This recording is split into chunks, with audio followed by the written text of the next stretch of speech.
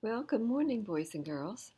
This is Miss Nancy coming to you from the Upper Chichester Library in Upper Chichester, Pennsylvania. I hope you're all ready for 3 or 4 stories, ready to sit down and listen with your mom or your brothers and sisters. So I think we're going to start with a book that I thought was kind of colorful, and it was really kind of cute. It's called Grandma's Pear Tree, and it's written by Suzanne Santillim.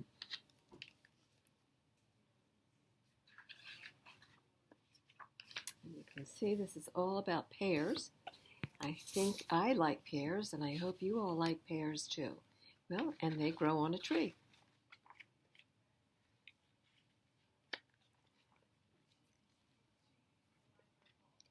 Well, it looks like we're on a farm, by the way, because I see a cow, and it looks like the cow is being milked. And I see a windmill in the background. So, let's see what the story's all about.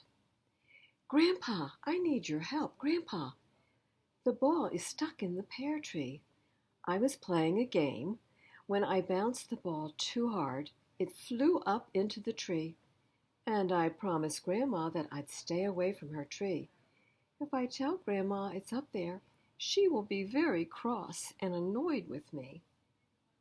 Oh, I must finish milking the cow, Grandpa replied. Throw your shoe at it. The shoe may get it down. When I'm done milking the cow, I will help you. Jesse walked up to Grandma's pear tree and threw his shoe. Oh no! What happened? It looks like his shoe got caught too. Uncle, I need your help.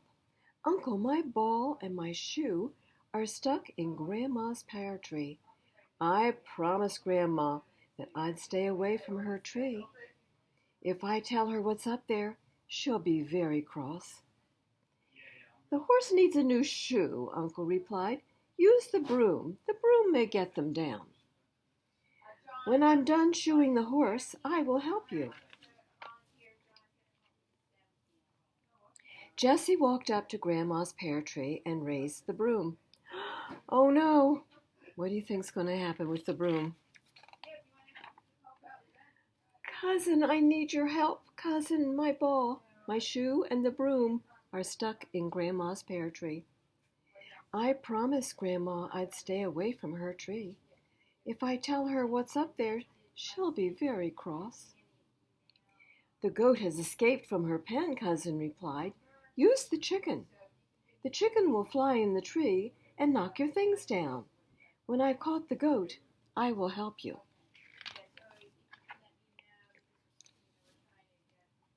Jessie walked up to Grandma's pear tree and tossed the chicken. Oh no, what do you think happened with the chicken? I think the chicken just flew up there and stayed. Sister, I need your help. Sister, the chicken, the broom, my shoe, and my ball are stuck in Grandma's pear tree. I promised Grandma that I'd stay away from her tree. If I tell her what's up there, she'll be very cross with me. The donkey needs water and food, Sister replied. Use the cat. The cat will scare the chicken. The flapping and squawking will knock your things down. When I'm done feeding the donkey, I will come and help you. Jesse brought the cat to Grandma's pear tree. He climbed to a very tall branch and lay down to sleep, because that's what cats like to do if they're not busy. Oh no! There he is, sound asleep in the tree. Well, it's time for him to go talk to his grandma. Grandma, I'm sorry. I broke my promise to you, but it all started with the ball. Oh, little one, I'm not cross with you, Grandma replied. Family is much more important than even my pear tree. I have an idea, said Grandma, as she looked at the things stuck up in her tree. As you can see, we have the cat, the shoe, the ball, the chicken, and the broom. Let's get the ladder. The ladder is very heavy, but if you help me, we can lift it together. Grandma climbed up to the top of her tree and started dropping the things down. Down walked the cat, as calm as can be. Down flew the chicken. Down dropped the broom. Down came my shoe, and down bounced the ball. Down fell the ladder with a thud on the ground. But where's Grandma? Oh my! Where's Grandma? It looks like she's stuck in the tree now. Everyone come quickly now. Now Grandma is stuck in the tree. So they all came, and what do you think they did? They put the ladder back up there so that Grandma could climb down. Everybody helped her. Looks like everybody's there watching her. And that's the end of that story and those colorful illustrations. Now the next story I'd like to read to you, it's all about Sesame Street and Big Bird and his best friend. I'm sure that sometimes you watch Sesame Street and are probably familiar with some of the characters in this story. But we all know who Big Bird is. One day, Granny Bird arrived at Big Bird's nest with a surprise for him. There's Granny Bird with her hat and her cape. "A puppy," said Big Bird, "and it isn't even my birthday." "I know," Granny said with a smile, "but I think you're old enough to have a puppy of your own. Will you take good care of him? It's a big responsibility." "Sure," said Big Bird. "It'll be fun." "What are you going to name him?" asked Granny. The puppy barked happily. "That's it," said Big Bird. "I'll name him Barkley." "Bark," said Barkley, to show that he liked his new name. "Come on, Barkley," said Big Bird. "Let's go to the park." "Wait, Big Bird," said Granny. "Don't forget Barkley's leash and collar. Look, the collar has your name and address on the tag. Always use this leash when you take your puppy out." "Oh, I'll take good care of him, Granny," said Big Bird. "Don't worry." Big Bird and Barkley walked past Oscar's trash can. "Hey, Turkey," Oscar called. "Who's the walking dust mop?" "This is my very own puppy Barkley," Big Bird told him. "A dog, eh?" said Oscar. "That's not as great as having a pet worm like Slimy here. Oh, but it's not bad." You can see Oscar the Grouch, who's living in his garbage can, has a worm for a pet. Big Bird met his Sesame Street friends in the park. "Hello, Big Bird," said Grover. "Who is your adorable little furry friend?" "Oh, this is my dog, Barkley," Big Bird introduced him proudly. "Neato," said Bert. "I'm partial to pigeons, of course, but dogs are good pets, too." "Barkley," said Prairie Dawn. "Meet my dog, Rustler." Rustler barked hello. "May we play with Barkley?" asked Telly. "Sure," said Big Bird, "but he is just a puppy, so be very gentle with him." Barkley had a wonderful time playing in the park. He played tag. He played hide and seek. But his favorite game was baseball. If you all have pet dogs, you probably know they like to play with balls. They like to chase them. Big Bird and Prairie Dog walked their dogs back to Sesame Street. "It's time for Barkley to eat," Prairie said. "I'll give him a nice bowl of bird seed," said Big Bird. "Oh no," said Prairie. "Puppies have their own special food. They need to eat a little meal 4 times a day, and they always need a bowl of fresh water." Dawn fed Barkley and Rustler, and they ate every bite. "Barkley looks sleepy," said Prairie Dawn. "He can sleep in my cozy nest," said Big Bird. "No, Barkley needs a bed of his own," said Prairie. She put some blankets in a box and made a bed for Barkley next to Big Bird's nest. Barkley curled up in his new bed. Prairie and Rustler tiptoed out. Sleep tight, Barkley, Big Bird yawned. He was feeling sleepy, too. He crawled into his nest and was fast asleep in a minute. But Big Bird didn't sleep for long. Yow! Cried Barkley. He was not used to his new home. Big Bird tried everything to help Barkley go to sleep. He sang him songs. He read stories, but Barkley cried all night long. And that happens sometimes when you have to go to sleep in a strange place. It's hard to get to sleep. Sherlock Hemlock knocked on the door the next morning. I say, is anybody home? He called. Good morning, Sherlock Hemlock, said Big Bird sleepily. This is my new dog. Aye, and what's this? Through my detective's magnifying glass, I see a small, furry animal with big ears. It appears to be a dog. His name is Barkley, said Big Bird. Pleased to make your acquaintance, Mr. Barkley, said Sherlock. Meet my dog, Watson. It's time to be up and about and take Barkley for a walk, said Sherlock. You should walk your puppy 3 times every day, you know. But it's raining today, said Big Bird. Elementary, my dear bird, said Sherlock. One must face the weather for the sake of one's furry friends. After breakfast, Sherlock, Watson, Barkley, and Big Bird walked down Sesame Street.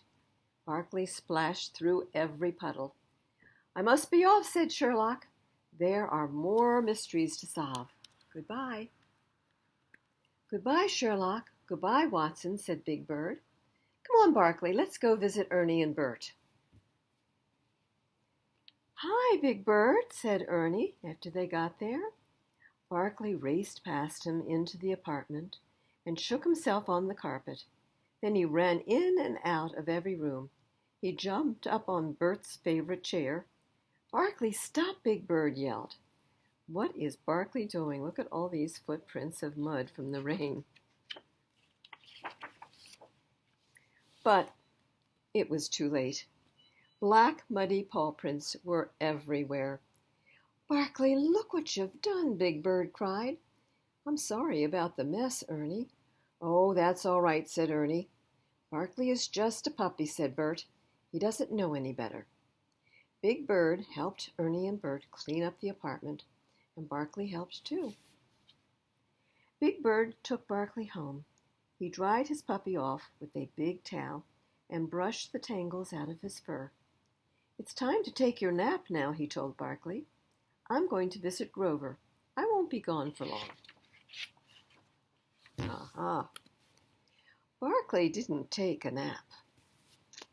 He decided to follow Big Bird, so he squeezed through the fence and crawled out onto Sesame Street. He was frightened by the traffic. He tried to make friends with Harry Monster's kitten. He looked for a bone in the garden next to Hooper's store.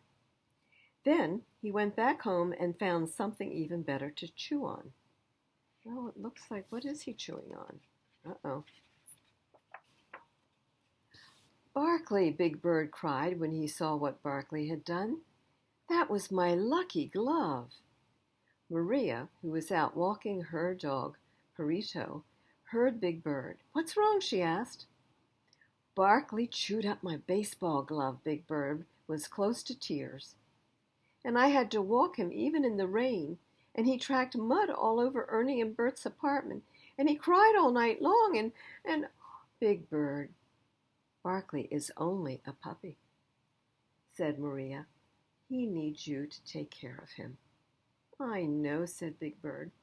But Big Bird picked up his puppy and hugged him. Barkley licked his face. Don't worry, Barkley, said Big Bird. I'll take good care of you, just like Granny Bird said. Big Bird and Barkley played together every day. Big Bird taught him how to sit and roll over. Maria brought a rubber ball for Barkley to chew on. One day, Granny Bird came by to visit Rustler, Burrito, and Watson were eating lunch with Barkley. "How is Barkley?" Granny Bird asked. Big Bird patted his pet proudly. "Just fine," he said. "Barkley is the best present I ever received. He is my best friend."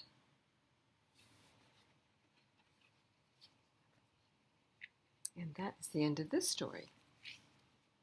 I hope you enjoyed that. I hope you like Sesame Street. Sesame Street is great fun. Now I'm just going to have a little sip of water before I read the next story.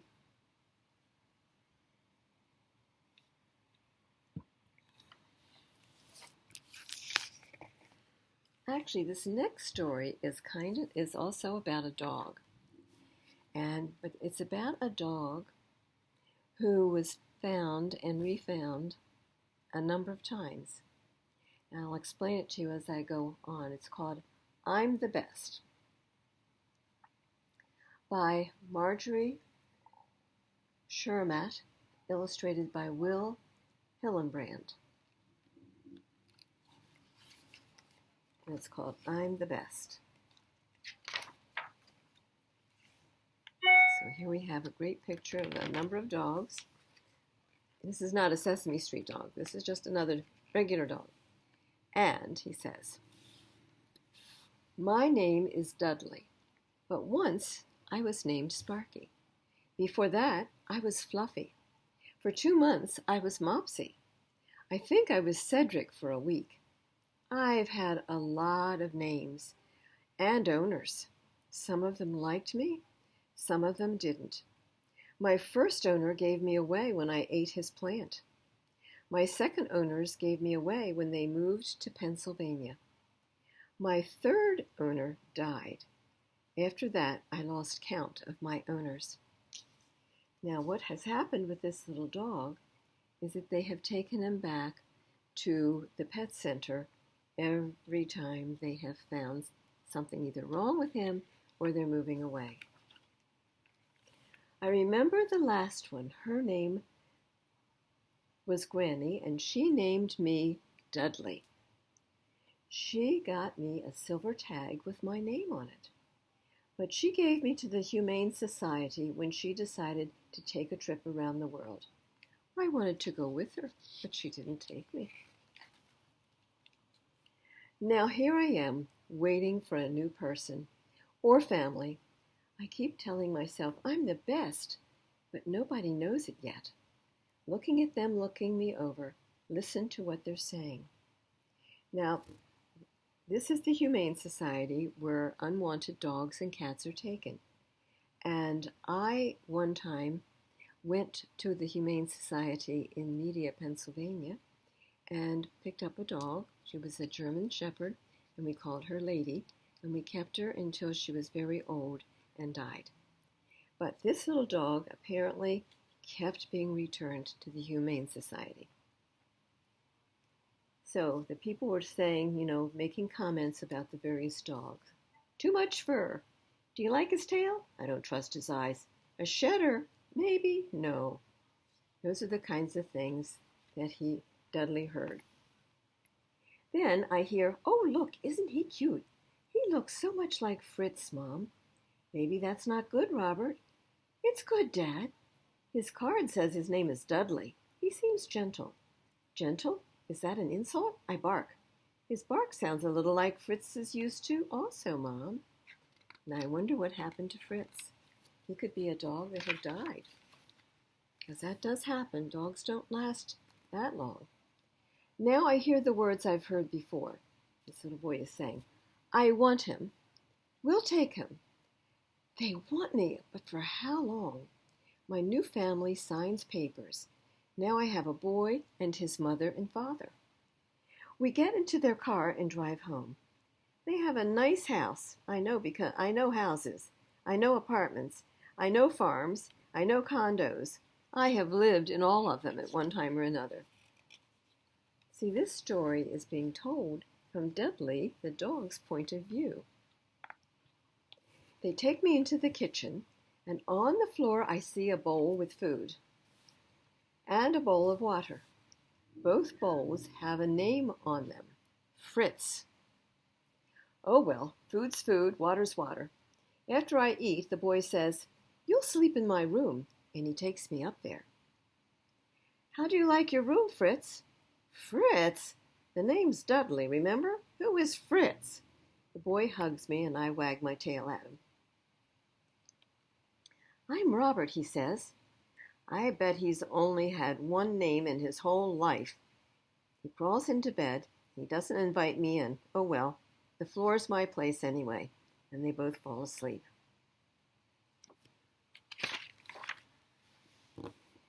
The next morning, Robert says, "Time for breakfast." We go to the kitchen. One bowl that says Fritz is full of kibbles. The other bowl that says Fritz is full of water. I eat and drink while Robert and his mother and father eat muffins and drink orange juice. "You look perky today, Fritz," Robert's mother says. "I am not Fritz. I came with a silver tag. It says Dudley on it."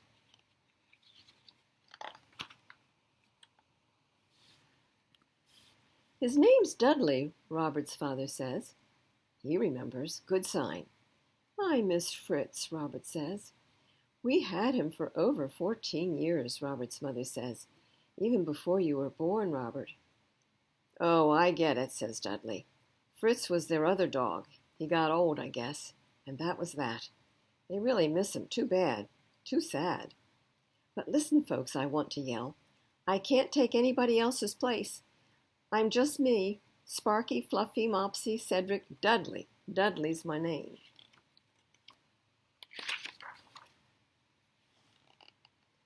"I'm going to take him for a walk and show him to my friends," Robert says. "Ooh," Dudley says, "I love walks. I absolutely love walks. Robert gets a leash and we're off." "Want to run, Fritz?" he asks. "Yeah, away from home. Maybe they'll miss me too," thinks Dudley. "Fritz ran away from home 9 times, Robert says. He always came back. Running away won't impress them. They'll just wait until I come back. Or maybe they won't care." You can see Fritz is quite a thoughtful dog. Now, 3 weeks have gone by. I've been called Fritz 78 times.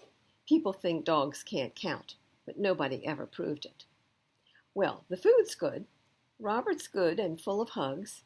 His mother and father are kind. I ate one of their plants this morning. They don't really care about the plant, so it was okay.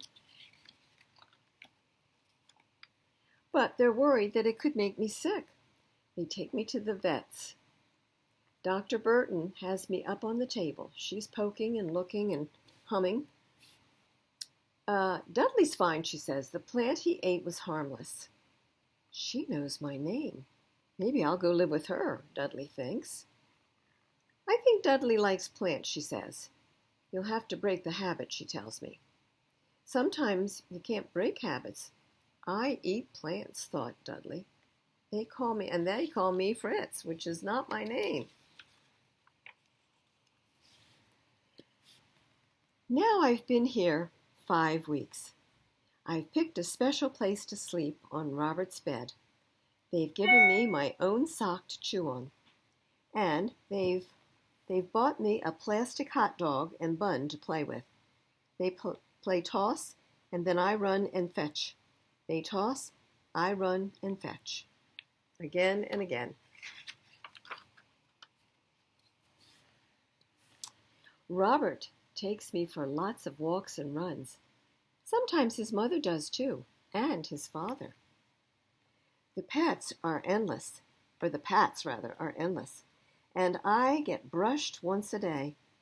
I think they are somewhere between liking me and loving me.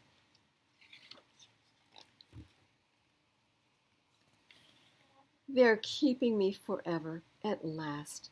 I'm being kept forever. They called me Dudley 4 times this week. At last they're catching on. But who cares? Not me. They can call me anything they want.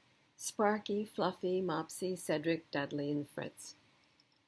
Just as long as they love me and want to keep me. It says, whoever I am, I'm home at last.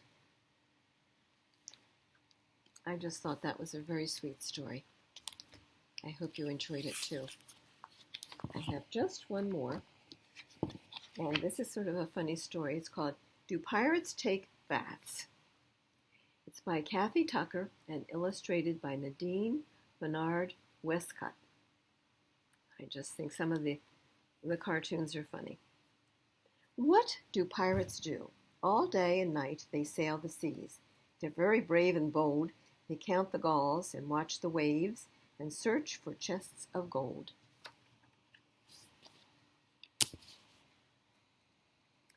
How do they get to be a pirate?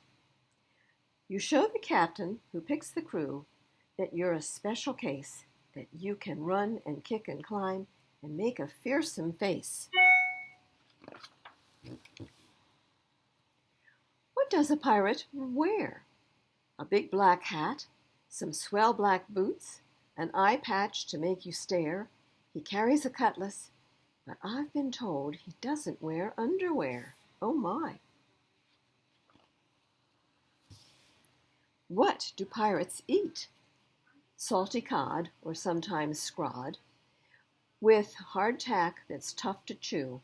They never eat pizza. Instead, they dine on seaweed and barnacle stew. And here they're working. Do pirates work hard? At breakfast time, they swab the deck and pull the rigging tight. They dance the hornpipe after lunch and have a jolly fight. Do pirates take baths? Just once in a while, when they smell very bad. They jump into the seas. They use sea foam to wash their hair and shells to scrub their knees. I thought that was a very playful-looking picture. Do pirates have pets? They keep a parrot. Polly's her name. She knows how to talk to a mate. Shiver me timbers, walk the plank, pass me some pieces of bait. Parrots can imitate human voices at times. Why don't pirates get lost? They know that the sun comes up in the east and sinks into the west. They know that the X on their secret map marks the treasure chest. How do pirates capture a ship? They sneak up slow, they storm the deck, beating a big red drum, flashing their swords, they give a shout, "Surrender, cowardly scum!" They fight their way to the top of the mast, they hardly ever fall, then tie up the captives with good strong rope and blast a cannonball. How do pirates divide the gold? 1 piece for you, 2 pieces for me. Hey, you're not being fair. 10 for the captain, 'cause he owns the ship and doesn't want to share. Uh-oh. Do pirates have birthdays? Of course they do, with presents and games and lots of soda pop. The cook makes a cake with doubloons inside and a skull and bones on top.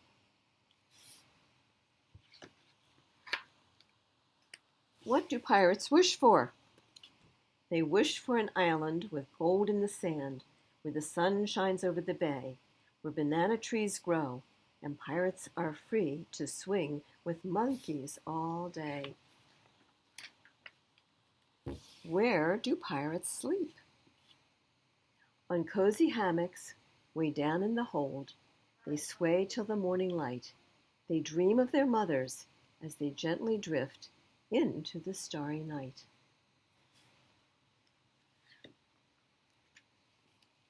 And that is the end of this little story about pirates and what they do. I hope you enjoyed that.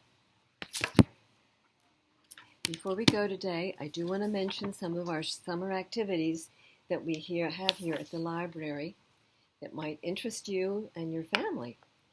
Remember that we have family fun nights every Wednesday night from this Wednesday coming, which would be the 15th, all the way through to July the 27th. And this particular Wednesday, we have the Delaware Museum of Nature and Science are coming to make a presentation. Now that's at Kingsman Road Park, and it's at 6:30 p.m. Wednesday nights. Bring your family with you. There will be other programs too all throughout the summer. I'll tell you about them each week as they come up.